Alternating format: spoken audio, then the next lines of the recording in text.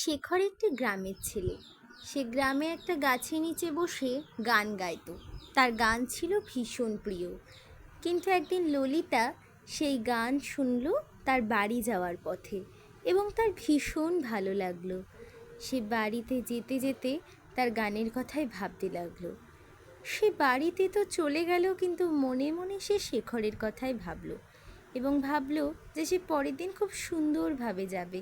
সে তৈরি হলো এবং সেদিনকার মতন শেখর আবার গান গাইতে শুরু করলো এবং ললিতা চুপি চুপি তার গান শুনল। কিন্তু শেখর তাকে হঠাৎ দেখে ফেলায় ললিতা বোঝাতে চাইলো, শুনুন, আমি আপনার গান শুনতে এসেছিলাম।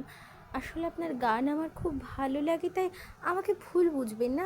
আমি অন্য কোনো উদ্দেশ্যে আসিনি। আচ্ছা আচ্ছা, ঠিক আছে, আপনি আগে বসুন। আপনি ভয় পেয়ে ঘাবড়ে কেন যাচ্ছেন? আপনি আগে বসুন।